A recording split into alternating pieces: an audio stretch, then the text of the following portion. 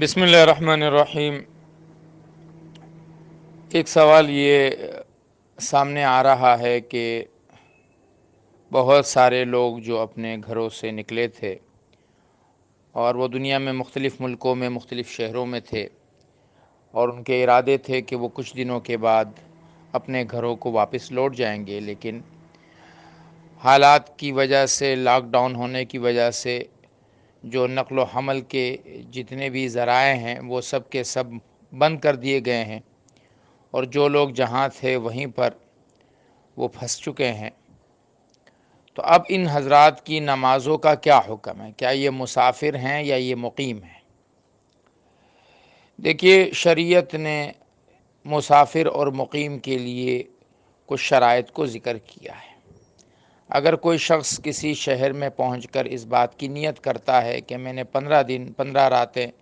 یہیں ٹھہرنا ہے، تو شریعت اسے مقیم قرار دیتی ہے، اور وہ شریعت کہتی ہے کہ آپ یہاں پر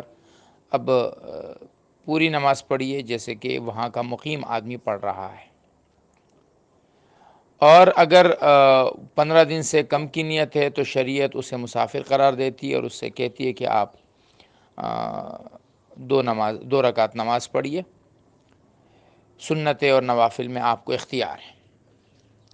اب موجودہ حالات کو دیکھتے ہوئے اگر تو نوعیت یہ ہے کہ کچھ بھی علم نہیں ہے، آج کل 2 دن بعد، ہفتہ بعد، ابھی گئے تب گئے، یہ نوعیت ہے، اور وہ مسافر جو مختلف شہروں میں مختلف ملکوں میں اپنے گھروں سے دور ہیں، ان کی کیفیت یوں ہے کہ وہ مقیم کی نیت کر نہیں پا رہے ہیں،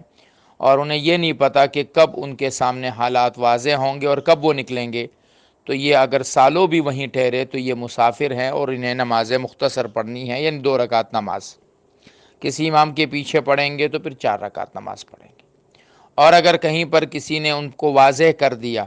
کہ جناب والا آج سے 25 دن تک ہم آپ کو لے کر نہیں جا سکتے، اب آپ کو 25 دن اسی شہر میں رہنا ہے، اور انہوں نے بھی یہ نیت کر لی کہ جی اب یہ مہینہ ہم یہی گزاریں گے، تو اب یہ مقیم کی حکم میں آئیں گے، اور اب ان کے اوپر وہ تمام احکامات جاری ہوں گے جو کہ ایک مقیم پر ہوتے ہیں۔ لہٰذا ہر شخص کی نوعیت مختلف ہے، دیکھا جائے اپنی حالت کو، اپنی نوعیت کو، اور اسی اعتبار سے پھر احکامات کو اپنے اوپر لاگو کیے جائیں۔